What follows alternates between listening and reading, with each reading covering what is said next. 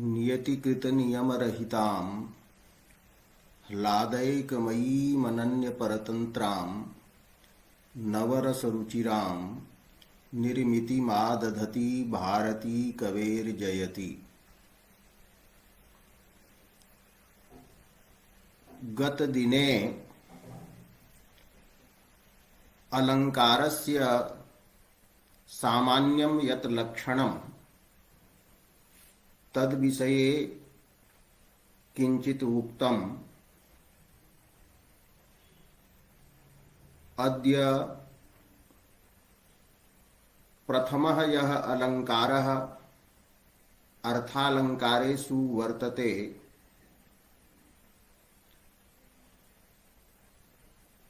तस्य विषये प्रतिपाद्यते। तत्र प्रथमः अस्ति उपमालङ्कारः।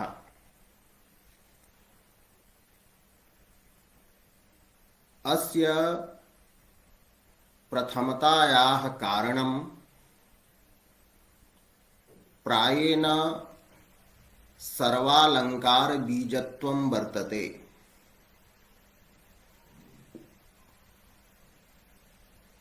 उपमा या वर्तते सा वस्तुतः कविवंशस्य माता अस्ति। अतएव राजशेखरेण उक्तम् उपमा कविवंशस्य मातैवेति मतिर्मम।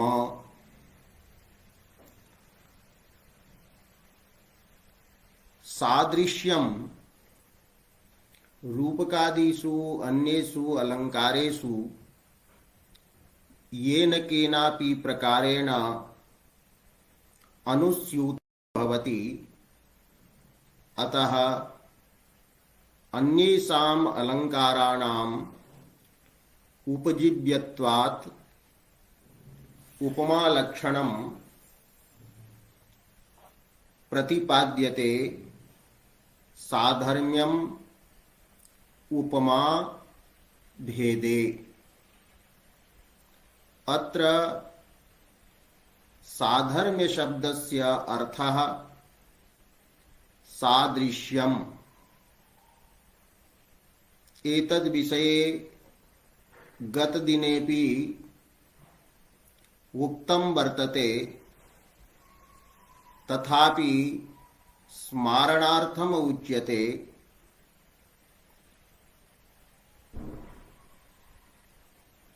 समान धर्म प्रतियोगिकः उपमानोपमेयो भयानुयोगिकः यः संबंधः साधर्म्य शब्देन बालबोधिन्यां प्रतिपादितः असौ न समीचीनः। स समानधर्मस्य उपमेयेन उपमानेन च यः संबंधः स तु समवायः वर्तते। अतः उपमान प्रतियोगिकः उपमेयानुयोगिकः यः संबंधः तदेव सादृश्यम्। इदं सादृश्यं पदार्थान्तरं वर्तते। द्रव्यगुणादयः ये सप्तपदार्थाः सन्ति तेभ्यः अयं पृथक् पदार्थः वर्तते। अस्य पदार्थान्तरत्वं यथा वैयाकरणैः मीमांसकैश्च अंगीक्रियते तथैव आलंकारिकैः अपि इति टीकाकारैः बहुभिः प्रतिपादितं वर्तते। न्याय वैशेषिक मते तु सादृश्यम समानः एव धर्मः स्वक्वचन गुणरूपः क्वचन च क्रियारूपः अतः सादृश्यस्य क्वचित् गुणे क्वचित् च क्रियायाम् अंतर्भावात् सादृश्यस्य पदार्थान्तरत्वं न विद्यते।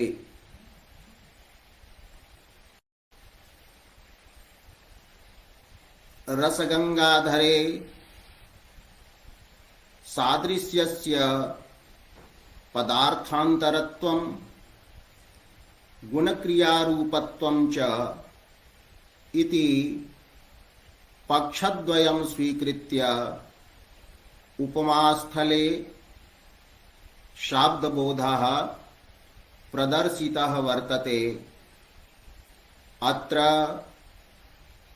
काव्यप्रकाशे असौ सादृश्यपदार्थः उपमानोपमेययोः सम्बन्धरूपः वर्तते।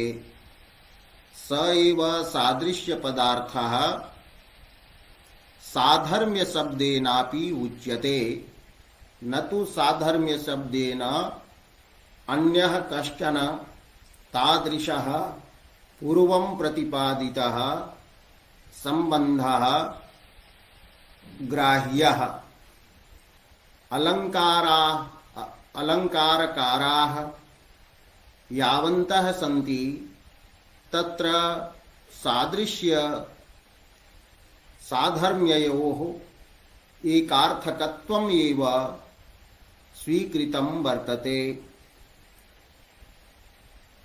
उपमा यत्र सादृश्य लक्ष्मीरुल्लसति द्वयोः इत्यादि लक्षणम्, अन्यत्र चंद्रालोके लभ्यते। एवं साम्यम वाच्यमवैधर्म्यम सादृश्यम प्रकृतोपस्कारकम चमत्कारी उपमालंकृति इत्यादि रूपेण अन्यैः सर्वैः एव आचार्यैः सादृश्य साधर्म्ययोः भेद अभेदः एव स्वीकृतः। तर्हि अत्र आयाति साधर्म्यम उपमा वर्तते। उपमा इति लक्ष्यपदं, साधर्म्यम इति लक्षणपदं वर्तते। तद्भेदे इत्यत्र सति सप्तमी अपि स्वीकर्तुं शक्यते। भेदे सति उपमानोपमेययोः अर्थात उपमानात् भेदे सति साधर्म्यम उपमा उच्यते, अथवा भेदे इति सप्तम्या घटितत्वरूपः अर्थः कर्तव्यः। तर्हि भेदे भेद घटितं साधर्म्यम सादृश्यम उपमा अस्ति इति लक्षणं पर्यवसन्नं भवति। पुनः यत्र शंका जायते किम सकलं सादृश्यम उपमा अलंकारः वर्तते। अत्र काव्यप्रकाशे का उपमा लक्ष्यत्वेन सम्मता वर्तते, तो उपमा या अलंकार भूता वर्तते, तो उपमा अलंकारः अत्र विवक्षितः। अलंकार भूतायाः उपमायाः अत्र लक्ष्यत्वम् अस्ति। अलंकारः चमत्कारजनकः भवति, अतः चमत्कारी इति विशेषणं स्वयमेव आगच्छति। अतः भेद घटितं चमत्कारी यत् वर्तते साधर्म्यं सादृश्यं तत् उपमा अलंकारः अस्ति। एतेन गो सदृशः गवयः गौरिव गवयः इति वाक्ये उपमालंकारस्य लक्षणस्य अति व्याप्तिः न भवति। तत्र हि सादृश्यं कवि प्रतिभायाः अविषयत्वेन चमत्कारी नास्ति। अतः भेद घटितं चमत्कारी साधर्म्यम उपमा।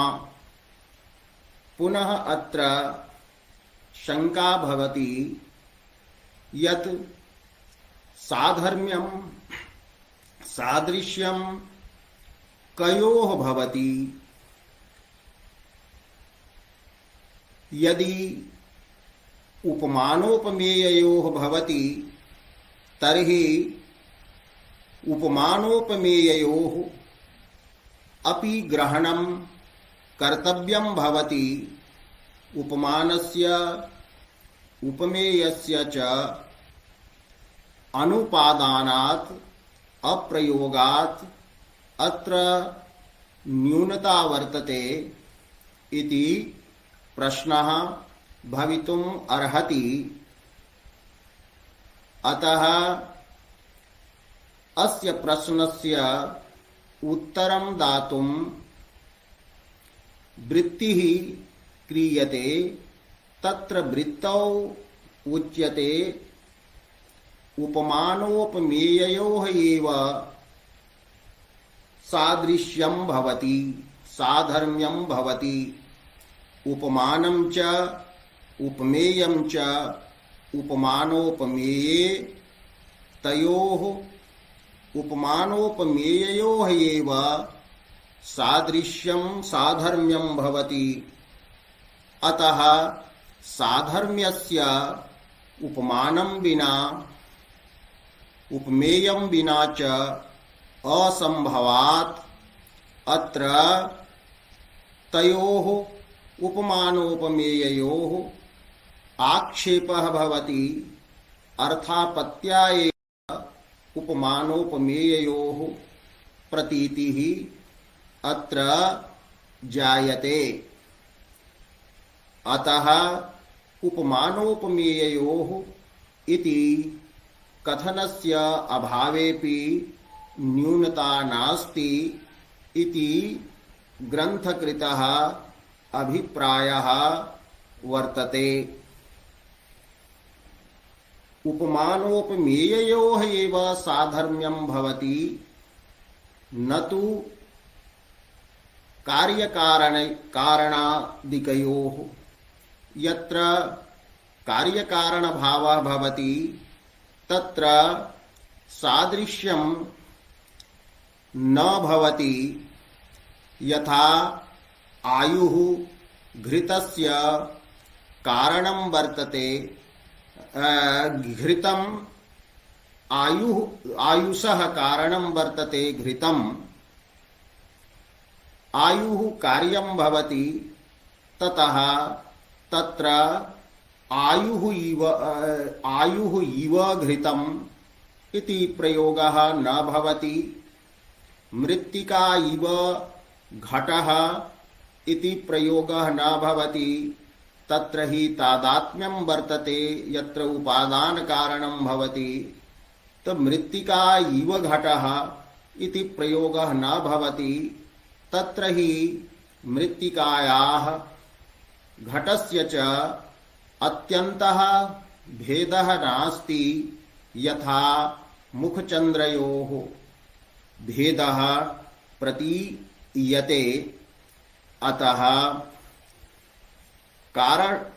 कार्यकारणभावः ययोः पदार्थयोः तत्र सादृश्यं न भवति इति मम्मटस्य अभिप्रायः। अत्रापि कश्चन प्रश्नः भवितुम् अर्हति। प्रयोगः भवति पिता इव पुत्रः गुणवान्। अत्र सादृश्यं तु वर्तते, पिता वर्तते कारणं, गुणः अस्ति, पुत्रः वर्तते कार्यं, तर्हि सादृश्यं तु अस्ति। तर्हि टीकाकृद्भिः उक्तं सादृश्यं भवतु नाम येन केनापि प्रकारेण, किन्तु तादृशं सादृश्यम् अत्र अलङ्कारत्वेन विवक्षितं न वर्तते। अतः कविप्रतिभायाः अविषयत्वात् तत्सादृश्यम् अत्र विवक्षितं नास्ति इति टीकाकृद्भिः उक्तं वर्तते। अतः कथयति कार्यकारणादिकयोः कार्यकारणभावः यत्र भवति आदिपदेन अन्येपि सम्बन्धाः ग्राह्याः भवन्ति। कार्यकारणादिकयोः साधर्म्यं न भवति, किन्तु उपमानोपमेययोः एव साधर्म्यं सादृश्यं भवति इति शब्दः हेतौ वर्तते। तस्मात् कारणात् तयोः एव समानेन धर्मेण सम्बन्धः उपमा वर्तते। अत्र या वृत्तिः वर्तते अत्रापि व्याख्याने भेदः समवलोक्यते। तत्तयोः समानेन धर्मेण सम्बन्धः। अत्र समानेन धर्मेण इत्यत्र का तृतीया या वर्तते सा कस्मिन्नर्थे स्वीकार्या। तर्हि बालबोधिन्यां लिखितं वर्तते सहयुक्ते अप्रधाने। तर्हि सहार्थे तृतीया अत्र वर्तते। तर्हि तु अर्थः आगच्छति यत् उपमानोपमेययोः समानेन धर्मेण यः वर्तते सम्बन्धः असौ उपमा वर्तते। तर्हि तु पूर्वोक्तः यः अर्थः वर्तते समानधर्मस्य उपमानोपमेयाभ्यां यः सम्बन्धः असौ एव उपमा। तर्हि तु पश्चात् यदुक्तं यत् उपमानप्रतियोगिकः एव सम्बन्धः वर्तते सादृश्यं, तत्र विरोधः भवति इति कश्चित् वक्तुं प्रभवति। किन्तु अत्र वस्तुतः अन्यैः टीकाकारैः यदुक्तं समानेन धर्मेण, अत्र तृतीया प्रयोज्यत्वरूपे अर्थे स्वीकार्या।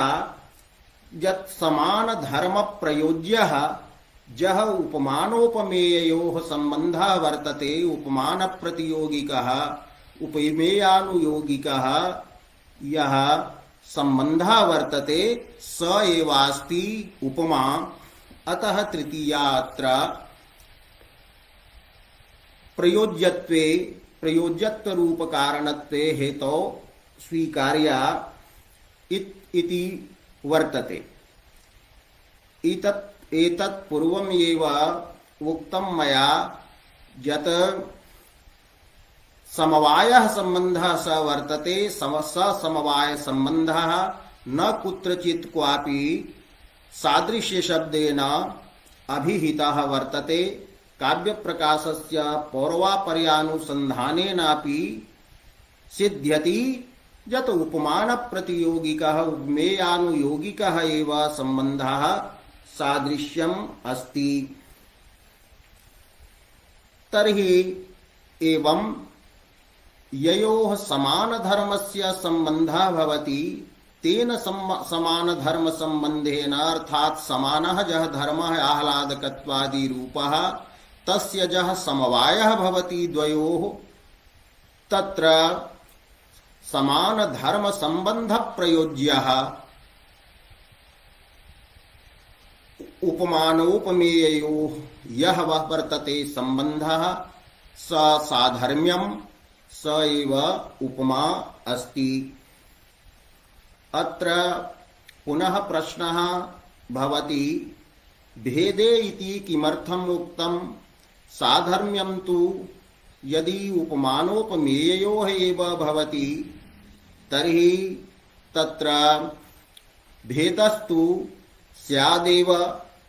तर्हि यत्र उच्यते भेदग्रहणम् अनन्वयव्यवच्छेदाय अस्ति। अनन्वयालङ्कारे उपमालङ्कारस्य लक्षणं न गच्छेत् तस्य व्यवच्छेदाय अत्र भेदग्रहणं वर्तते। अनन्वये लक्षणस्य अतिव्याप्तिः न भवेत्। अनन्वयालङ्कारस्य उदाहरणं वर्तते नितम्बिनी सैव नितम्बिनीव अथवा रामरावणयोर्युद्धं रामरावणयोरिव अथवा एवं उच्यते रामैव रामः एव। अत्र एकः एव पदार्थः यः वर्तते तस्मिन्नेव भेदः कल्पितः अस्ति। अतः तत्र कल्पितं सादृश्यं वर्तते। अतः अनन्वये एकस्मिन्नेव पदार्थे उपमानता एकस्मिन्नेव पदार्थे उपमेयता च कल्प्यते कि राम इव रामः। एतत् कथनस्य अभिप्रायः वर्तते रामस्य सादृश्यं रामस्य तोलनम् अन्येन केनापि कर्तुं न शक्यते। अतः उच्यते अनन्वये तृतीय सब्रह्मचारी व्यवच्छेदः गम्यते। तृतीय इति नहीं द्वितीय सब्रह्मचारी व्यवच्छेदः कि रामात् भिन्नः राम सदृशः कश्चन न वर्तते। तो अनन्वयालङ्कारे उपमानोपमेययोः अभेदः भवति तत्र लक्षणं न गच्छेत्। अतएव उच्यते भेदस्य ग्रहणम् अनन्वय व्यवच्छेदाय अस्ति। केचन वदन्ति यत् अनन्वये सादृश्यं यत् वर्तते तत् सादृश्यं वस्तुतः नास्ति। सादृश्यम् अप्रतिष्ठितं भवति। भेदे सत्येव सादृश्यं भवति। तर्हि भेद इति ग्रहणं भेद इति यत् विशेषणत्वेन प्रयुक्तं साधर्म्यस्य तत् उचितं नास्ति इति कश्चित् वक्तुं प्रभवति। किन्तु मम्मटस्य एतस्य प्रयोगेन ज्ञायते यत् उभयं साधर्म्यम् अत्र विवक्षितं वर्तते। यत् कल्पनया प्रसूतं सादृश्यं काल्पनिकं विभेदम् उरीकृत्य अनन्वये यत् सादृश्यं स्वीकृतं तदपि गृहीतं साधर्म्यम् इति पदेन कल्पित सादृश्यं विवक्षितं वर्तते। पुनः भेद घटितं सादृश्यम् अभेद घटितं च सादृश्यम् इति द्विविधं सादृश्यम् आलंकारिकैः प्राग्भिः प्राचीनैः आलंकारिकैः स्वीक्रियते। अतः भेदपदस्य अत्र प्रयोगः यः वर्तते असौ समीचीनः एव वर्तते। व्यर्थः स नास्ति। तर्हि लक्षणं संपन्नं अत्रापि बहुवक्तव्यं भवति, किन्तु सामान्येन ग्रन्थम् अनुसृत्य चलामः, येन अधिकं गाम्भीर्यं न भवेत्।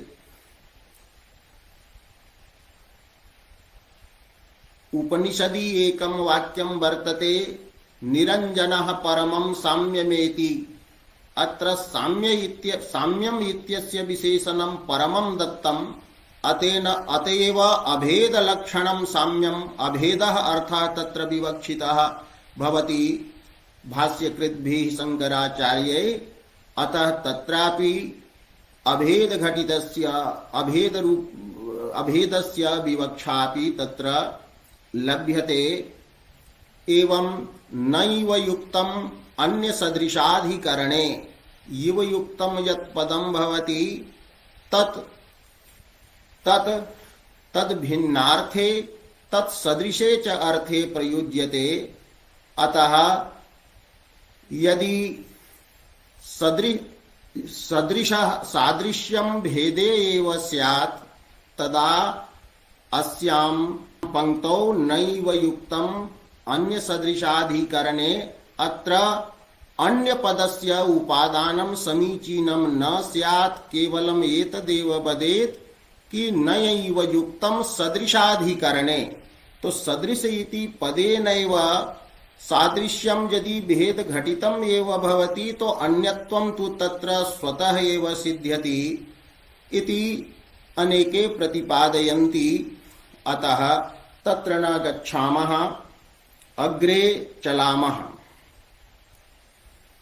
तर्हि एषा जा उपमा वर्तते, उपमा उपसर्गः मांग माने जुहोत्यादिगणे पठितः धातुः, ततः अंग प्रत्ययः भावेपि स्वीकृतः वर्तते, एवं च करणेपि व्याख्यातः वर्तते। एतत् अन्यत् व्याकरण प्रक्रियायां न प्रविशामः। एषा जा उपमा वर्तते, तस्याः उपमायाः अर्थात् उपमालंकारस्य द्वौ भेदौ पूर्वं भवतः, पूर्णा लुप्ता च। उपमालंकारस्य घटकानि चत्वारि सन्ति।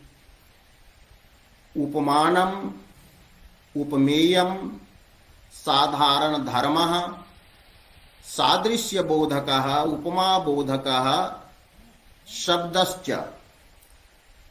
चंद्र इव मुखं सुंदरम इति वाक्यं वर्तते। अत्र चंद्रः वर्तते उपमानम्, मुखं वर्तते उपमेयम्, इव शब्दः उपमावाचकः उपमा बोधकः उच्यते। एवं सुंदरम इति यत् वर्तते तत् सौंदर्यं बोधयति, सौंदर्य रूपः धर्मः। अत्र साधारणः वर्तते, चंद्रे वर्तते, मुखे च वर्तते। अतः सुंदरम इति साधारण धर्म बोधकं पदम् अस्ति। तो यत्र वाक्ये एषां चतुर्णाम् उपमावयवानां स्थितिः भवति तत्र पूर्णा उपमा उच्यते, सा पूर्णोपमा वर्तते। किंतु यत्र चतुर्षु उपमायाः अवयवेषु घटकेषु एकस्यापि प्रयोगः न भवति तर्हि तत्र लुप्तोपमा व्यवहारः भवति, लुप्ताशा उच्यते।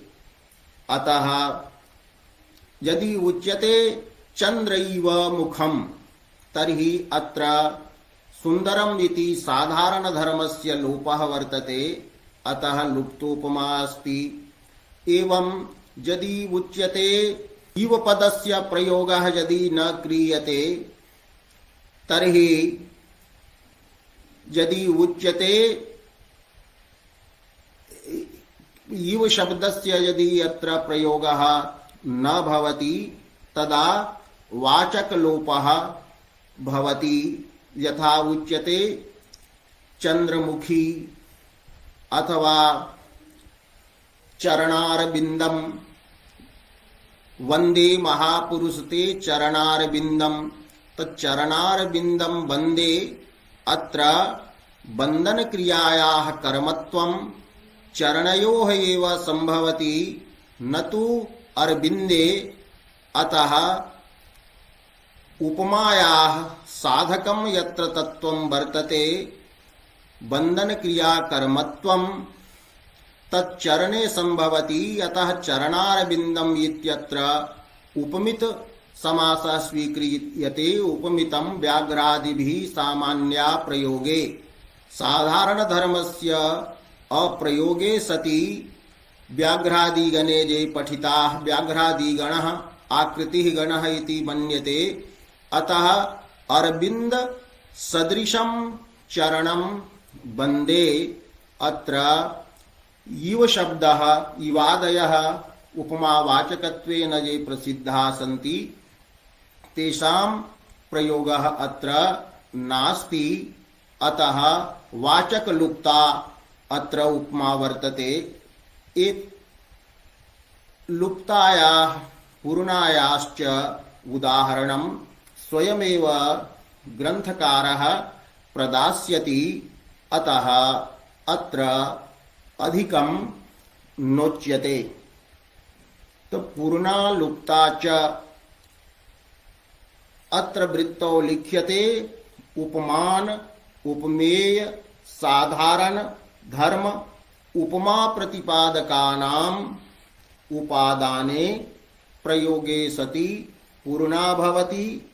एकस्य द्वयोः त्रयाणां वा उपादाने वा अप्रयोगे लोपे सति अनुपादाने सति लुप्ता भवति उपमा। एवं उपमा द्विविधा जाता, पूर्णा लुप्ता च, पूर्णोपमा लुप्तोपमा च। तत्र पूर्णोपमा या वर्तते सा पूर्णोपमा द्विधा भवति। श्रौती पूर्णोपमा आर्थी पूर्णोपमा च। सा अग्रिमा या वर्तते पूर्णोपमा सा अग्रिमा प्रथमा पूर्णोपमा या अस्ति सा श्रौती आर्थी च। पूर्वं पूर्णा उद्दिष्टा लुप्ता च उद्दिष्टा। अतः प्रथमम उद्दिष्टा या वर्तते अग्रिमा पूर्णा सा द्विधा भवति श्रौती आर्थी च इति। तत्र श्रौती उपमा कुत्र भवति? पूर्वम् अस्माभिः ज्ञातं यत् सादृश्यं साधर्म्यं वा भेद घटितं चमत्कारी सादृश्यम् उपमा वर्तते। तत्र यत्र तादृशं सादृश्यं शब्दतः लभ्यते शब्दवृत्त्या लभ्यते तत्र श्रौती उपमा इति व्यवस्था कृता वर्तते। श्रुत शब्देन यत्र शब्दः ग्राह्यः तो श्रुतः श्रवण विषयः कः भवति? शब्दः भवति। तो श्रुतात् आगता श्रौती श्रुत शब्दात् अण प्रत्ययः कर्तव्यः। तो श्रुतात् शब्दात् आगता बुद्धा या वर्तते सा श्रौती उपमा। एषा भवति तत्र यत्र सादृश्य बोधकानां शब्दानां प्रयोगः भवति। यथा इव शब्दः सादृश्यं बोधयति साधर्म्यं बोधयति, यथा शब्दः अपि सादृश्यं बोधयति। तो इव यथा व इत्यादयः ये शब्दाः सन्ति तेषां सादृश्ये बोधकत्वं वर्तते, सादृश्य बोधकाः एते सन्ति। तर्हि यथा शब्द श्रवण मात्रेण तत्र सादृश्यस्य साधर्म्यस्य वा बोधः जायते, एवं यथा श्रुतः यः वर्तते यथा शब्दः ततः झटिति बुद्धाया भवति उपमा, अर्थात तादृशं साधर्म्यं यत्र भवति सा उपमा अस्ति श्रौति। आर्थी अर्थात आगता, अर्थतः जा प्राप्ता भवति बुद्धा भवति। शब्दः उच्चार्यते, शब्दात् शब्दश्रवणानन्तरं कश्चन अर्थः ज्ञायते, तस्य अर्थस्य ज्ञानात् पुनः ज्ञानात् यत्र सादृश्यं प्रतीयते तत्र आर्थी उपमा सा उच्यते। ऐसा भवति यदा तुल्यादयः शब्दाः प्रयुज्यन्ते कि चन्द्रतुल्यं मुखं, चन्द्रसमानं मुखं, चन्द्रसदृशं मुखं, तदा आर्थी भवति। यतो हि तुल्य शब्दः सदृश शब्दः यः वर्तते स सादृश्यवन्तं बोधयति। सादृश्यवान् यः पदार्थः धर्मी यः वर्तते स धर्मी एव तुल्य शब्देन सदृश शब्देन बुध्यते। तो यदा उच्यते चंद्र सदृशं मुखं, चंद्र तुल्यं मुखं, चंद्र समं मुखं, तदा चंद्र सादृश्य वान वत इति अर्थः प्रतीयते। चंद्र सादृश्य वद भिन्नं मुखम इति बोधः भवति। तो सादृश्यवतः धर्मिणः बोधः भवति। यः सादृश्यवान् भवति तत्र सादृश्य रूपः धर्मः संबंधः, सादृश्य रूपः संबंधः तत्र धर्मः भवति। एवं तुल्य सदृश शब्द श्रवणात् सादृश्य धर्म विशिष्टः जः अर्थः स बुध्यते।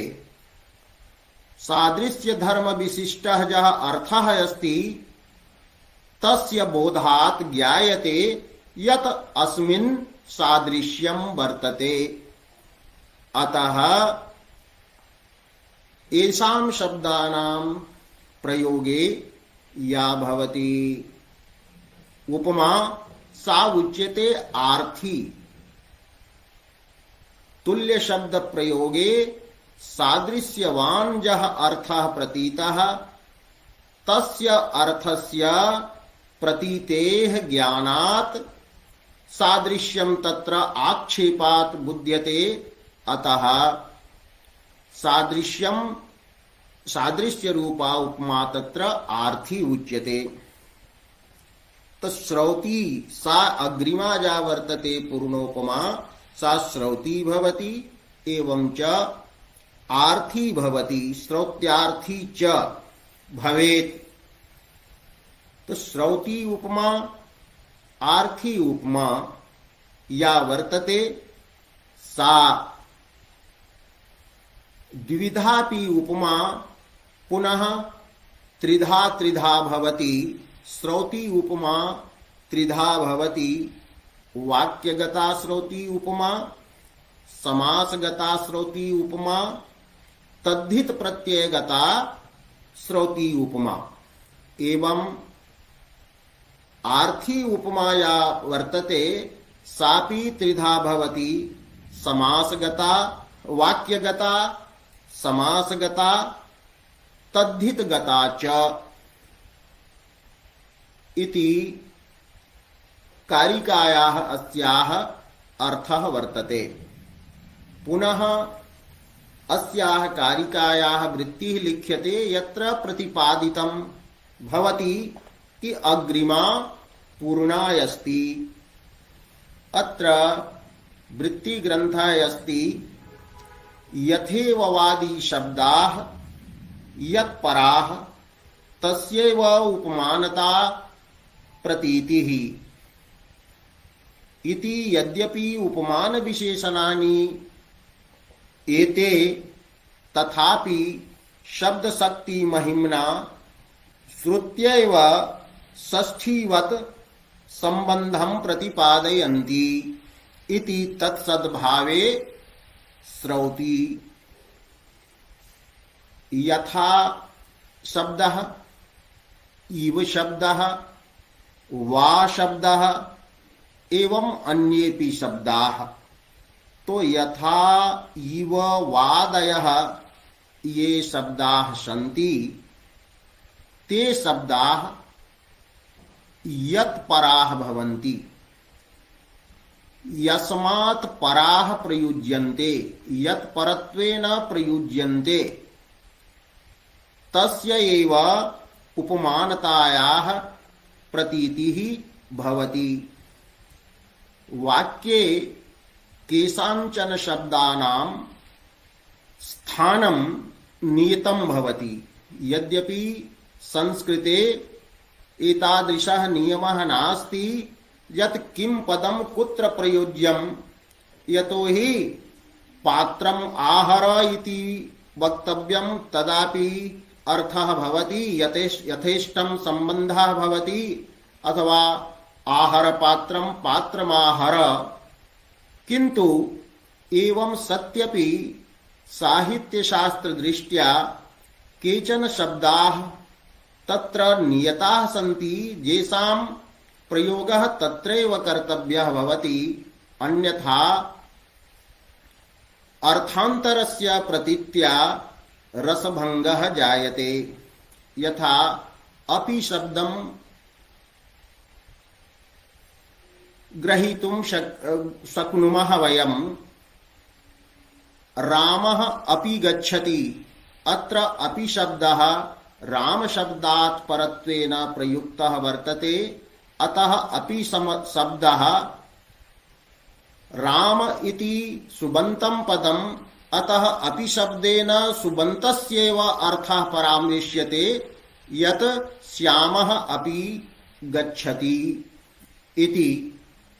यदि तु रामः गच्छति अपि इति गच्छति पदात् परं प्रयुज्यते अपि शब्दः, तदा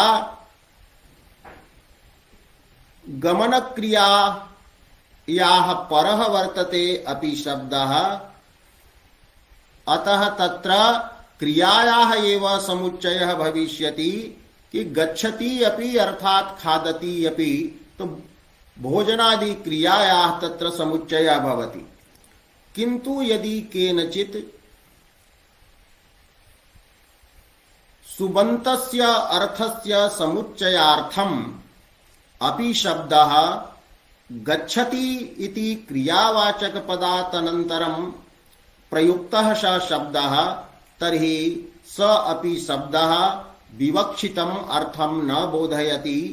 तो एतादृशः च, अपि, इव, वा इत्यादयः ये शब्दाः सन्ति ते शब्दाः यदि यथोचितस्थाने न प्रयुज्यन्ते तदा वक्तुः विवक्षितम् अर्थं न बोधयन्ति, और बोधयन्ति अपि यदि तदा श्रोता यः वर्तते स प्रकरणादि ज्ञानम् अवलम्ब्य तदर्थं बोधते, तेन तस्य बुद्धेः अन्यत्र गमनं भवति, येन रसभङ्गः जायते। रसात् व्यतिरिक्तस्थाने तस्य बुद्धेः प्रसरः भवति। अतः एतादृश शब्दानां यथास्थान प्रयोगाभावे साहित्य शास्त्रे अक्रमनामकः अक्रमत्वनामकः दोषः स्वीकृतः वर्तते। अतएव अत्र उच्यते यत् यत् पराः यथा इव आदयः शब्दाः प्रयुज्यन्ते तस्य एव उपमानता प्रतीतिः तस्य एव उपमानतायाः प्रतीतिः भवति। चंद्र इव मुखम् इति यदि प्रयुज्यते चंद्र इति पदात् अनन्तरम् इव पदं प्रयुज्यते तर्हि चंद्र पदार्थः उपमानम् चंद्र पदार्थे एव उपमानता अत्र प्रतीयते।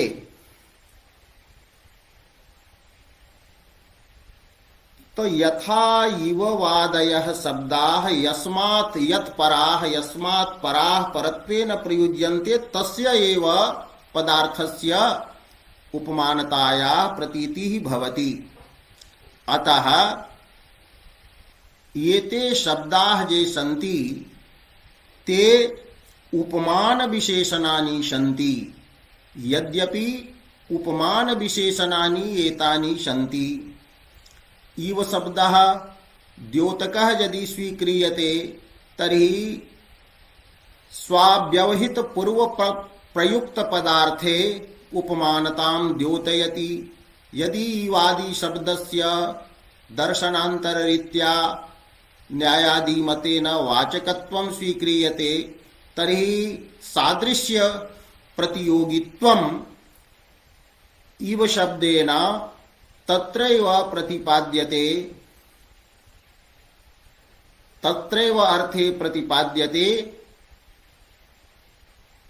यस्य अर्थस्य बोधकः यः शब्दः तस्मात् परत्वेन यदि प्रयुज्यते तदा तो उपमानस्य विशेषणानि अत्र उपमान विशेषणानि इति ध्यातव्यं भवति। वस्तुतः यदि बोधः भवति चंद्र इव तो इवार्थः यः वर्तते सादृश्यं तदेव तु विशेष्यं भवति। इवार्थः विशेष्यं चंद्रः तत्र सादृश्ये स्वनिष्ठ प्रतियोगिता निरूपकत्वेन अन्वितं भवति तर्हि चंद्र प्रतियोगिक सादृश्यम् अत्र तु चंद्र पदार्थः एव तत्र विशेषणी भूतः। तर्हि कथं मम्मटेन अत्र उच्यते यत् इवादयः से ये सन्ति ते उपमानस्य विशेषणानि भवन्ति। तर्हि अस्य प्रश्नस्य उत्तरम् एवं दत्तं वर्तते टीकायाम्। अयं नियमः अस्ति यः शब्दः यत् पदं यस्मिन् अर्थे स्वकीयम् अर्थं प्रतिपादयति तत्पदार्थस्य बोधकं शब्दं प्रति स शब्दः विशेषणं भवति। यथा नीलः घटः अत्र नील शब्दः स्वार्थं नीलं घट पदार्थे प्रतिपादयति अतः स घटस्य विशेषणम् उच्यते। तथैव इव शब्दः उपमानतां यस्मिन् पदार्थे बोधयति तस्य पदार्थस्य वाचकं शब्दं प्रति विशेषणं भवति इति आशयः अत्र गृहीतः वर्तते। अतः यद्यपि उपमानस्य विशेषणानि एते सन्ति इति उक्तम्। तर्हि एवं जातम् इव शब्दस्य सम्बन्धः उपमानेन वर्तते। इव शब्दः सादृश्यं यत् द्वयोः वर्तते उपमाने वर्तते, उपमेये च यत् सादृश्यं वर्तते तत्सादृश्यम् इव शब्दः कथं बोधयेत्? द्विगतं द्विष्ठं सादृश्यं द्विष्ठं सादृश्य रूपं संबंधम इव शब्दः कथं बोधयितुं प्रभवति इति प्रश्नः भवति। तस्य उत्तरं दीयते नहीं। शब्द शक्ति महिम्ना केषाञ्चित् शब्दानां तादृशी शक्ति भवति तत्शब्द शक्तेः एव तत्र माहात्म्यं भवति। यत् एक विशेषणं यत् भवति शब्दः स उभयत्र संबंधं बोधयति तत्षष्ठीवत् उच्यते। यथा राज्यः पुरुषः अत्र राजपदोत्तरः वर्तते प्राजपदोत्तरा वर्तते यत्र षष्ठी विभक्ति ङस् प्रत्ययः वर्तते। स प्रत्ययः षष्ठी रूपः प्रत्ययः यद्यपि विशेषणवाचकात् राजशब्दात् परः भवति तथापि सा षष्ठी या वर्तते सा षष्ठी शब्द शक्तेः महिम्ना उभयगतं राजगतं पुरुषगतं च स्वस्वामी भावं संबंधम तस्वस्वामी भाव रूपम संबंधम स्वत्व रूपम संबंधम अथवा स्वामित्व रूपम संबंधम प्रसंगानुसारेण यत् किंचित भवतु षष्ठ्याः यथा स्वभावः वर्तते कि उभयगतं संबंधं बोधयति तथैव इव शब्दः अपि यद्यपि उपमानस्य विशेषणत्वेन वर्तते किंतु उभयगतं साधर्म्याख्यं संबंधं बोधयति। तथापि शब्द शक्ति महिम्ना शब्दस्य शक्तेः सामर्थ्यस्य शक्तेः बोधकत्वस्य महिम्ना महत्वेन श्रुत्या एव श्रवणमात्रेनैव षष्ठीवत् संबंधं प्रतिपादयन्ति संबंधं बोधयन्ति इति तत्सद्भावे तेषां इवादीनां यथा इवादी शब्दानां सद्भावे श्रौति उपमा भवति। एवं इव शब्दस्य अर्थे तद्धित प्रत्ययः भवति वति प्रत्ययः। तत्र सूत्रम् अस्ति तत्र तस्यैव इवार्थे तत्र वतिः प्रत्ययः क्रियते। कस्मात् तत्र इति शब्देन सप्तम्यन्तम् उपमानवाचकं पदं ग्राह्यं भवति। तस्य इत्यनेन षष्ठ्यन्तम् उपमानवाचकं पदं ग्राह्यं भवति। तर्हि तत्र तस्यैव इति सूत्रस्य अर्थः निष्पद्यते यत् सप्तम्यन्तोपमानवाचकात् षष्ठ्यन्तोपमानवाचकात् शब्दात् ईवार्थे अर्थात सादृश्यार्थे वति प्रत्ययः भवति। तत्र ईवार्थे यः वतिः प्रत्ययः विहितः तस्य सद्भावे अपि श्रौति उपमा वर्तते भवति। यथा इव शब्दः श्रवणमात्रेण सादृश्याख्यं संबंधं बोधयति तथैव तत्पर्यायभूतः वति प्रत्ययः अपि श्रवणमात्रेणैव सादृश्याख्यं संबंधं बोधयति। कथं ज्ञातुं शक्यते कि कुत्र षष्ठ्यन्तात् वर्तते वतिः कुत्र च सप्तम्यन्तात् उपमानात् षष्ठी वर्तते तर्हि उपमेयः द्रष्टव्यः भवति। उपमेयम् उपमेये षष्ठीम् उपमेये यदि वर्तते षष्ठी तदा ज्ञातव्यम् षष्ठ्यन्तात् वर्तते। यदा उपमेये सप्तमी लभ्यते तदा ज्ञातव्यम् यत् सप्तम्यन्तात् उपमानवाचकात् वति प्रत्ययः अत्र कृतः वर्तते। यथा उच्यते चंद्रवत मुखे सौंदर्यम। चंद्रवत मुखे सौंदर्यम, तो यदि मुखे इति मया उक्तम तर्हि मुखे इति सप्तमी वर्तते उपमेय वाचके शब्दे, अतः स्वतः ज्ञातम भवति चंद्रे इव मुखे सौंदर्यम इति वाक्यम आसीत्। तो चंद्रे इव इति लौकिकः यः विग्रहः वर्तते, अतः चंद्रे इति सप्तम्यंतम यत् उपमानवाचकं पदं वर्तते ततः अस्ति। यदि एवं उच्यते चंद्रवत मुखस्य सौंदर्यं वर्तते तर्हि मुखस्य इति वर्तते, तर्हि लौकिकः विग्रहः भविष्यति चंद्रस्य इव मुखे सौंदर्यं वर्तते। अतः तत्र तस्यैव इत्यनेन इवार्थे विहितः यः वर्तते वतिः वति प्रत्ययः, तस्य वति प्रत्ययस्य उपादाने श्रौति उपमा भवति।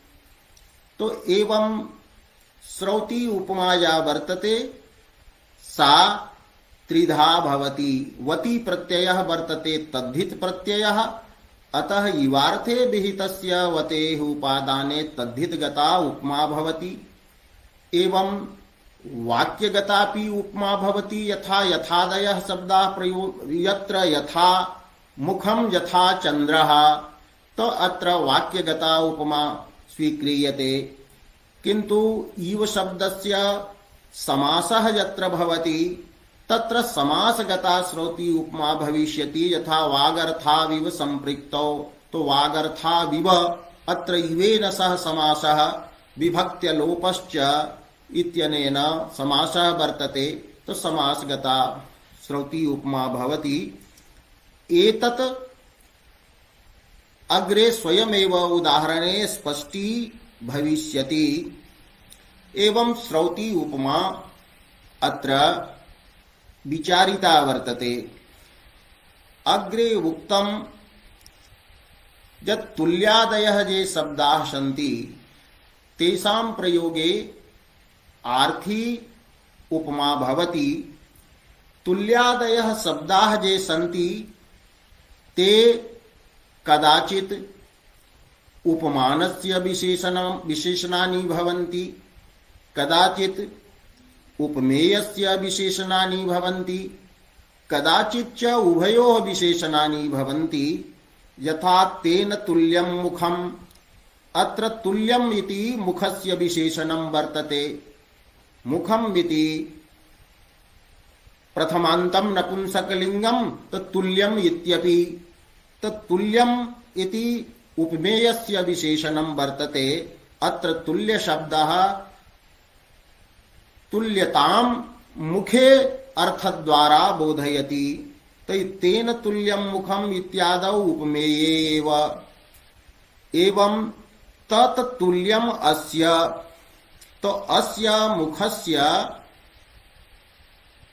तत् वर्तते कमलादि, तत् कमलं तुल्यं वर्तते। अत्र तत्शब्देन कमलं गृहीतम्, अथवा तत्शब्देन मुखम एव यदि ग्राह्यं तर्हि अस्य कमलस्य तुल्यं वर्तते मुखम। तो यत् किंचित् भवतु, तो तत् अस्य मुखस्य तत् कमलादि तुल्यं वर्तते। अत्र तुल्य शब्दः तत्पदेन बोध्यस्य कमल रूपस्य उपमानस्य विशेषणं वर्तते इत्यादौ च उपमाने एव। और इदं च तच्च तुल्यम्, अतः अत्र तुल्यम् इति विशेषणम् इदम् उपमेयेपि विशेषणम् एवं च तत् उपमाने च विशेषणं वर्तते। इदं शब्देन सन्निहितः अर्थः बोध्यते। तो उपमेयः यः भवति स वक्तुः सन्निहितः प्रत्यक्षभूतः भवति।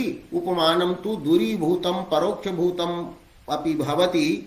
तस्मात् कारणात् इदं शब्देन अत्र उपमेयम् एव ग्राह्यं तत्शब्देन उपमानं।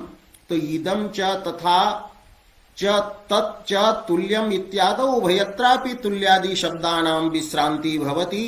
अत्र चन्द्रतुल्यं तेन तुल्यम् इति कथनेन साम्यस्य पर्यालोचना यदा क्रियते विचारः तदा साम्यस्य पर्यालोचनया तुल्यतायाः प्रतीतिः भवति। सादृश्यस्य सादृश्याख्यस्य धर्मस्य संबन्धस्य प्रतीतिः भवति इति साधर्म्यस्य आर्थत्वात्। अत्र साधर्म्यः अर्थतः प्रतीयते, अतः आर्थत्वात् तुल्यादि शब्दानाम् उपादाने आर्थी भवति। एवं तुल्यार्थेऽपि वतिः प्रत्ययः क्रियते, तेन तुल्यं क्रिया चेत् वतिः। चन्द्रेण तुल्यं मुखं चन्द्रेण तुल्यम् आह्लादयति। अत्र चन्द्रे या आह्लादक क्रिया वर्तते, चन्द्रदर्शनेन यादृशः आह्लादः जन्यते तथैव मुखदर्शनेन वर्तते आह्लादः भवति। अतः तुल्यार्थे यावतिः वर्तते तस्याः प्रयोगे तत्र आर्थी तद्धितगता आर्थी पूर्णोपमा भवति। तो आर्थी तदवत् तेन तदवत् इवादिवत् तेन तुल्यं क्रिया चेद्वति इत्यनेन विहितस्य वतेः स्थितो भवति। तो कुत्र तुल्यार्थे वर्तते वतिः इति कथं ज्ञातुं शक्यते? तत्र एवं ज्ञातव्यं यत्र उपमेये सप्तमी अथवा षष्ठी नास्ति, उपमेयवाचकात् शब्दात् यत्र षष्ठी सप्तमी वा न भवति तत्र यदि वति प्रत्ययः लभ्यते तर्हि ज्ञातव्यं तुल्यार्थे वतिः वर्तते। चन्द्रवत् मुखम् अस्ति, तो चन्द्रेण तुल्यं मुखं वर्तते। मुखं चन्द्रवत् पश्यामि, तो चन्द्रेण तुल्यं पश्यामि, तो द्वितीया वर्तते। एवं अन्याः अपि विभक्तयः यत्र योजयितुं शक्यन्ते। अद्य समयः पूर्णः अस्ति, अतः अद्य एतावदेव उक्त्वा विरम्यते।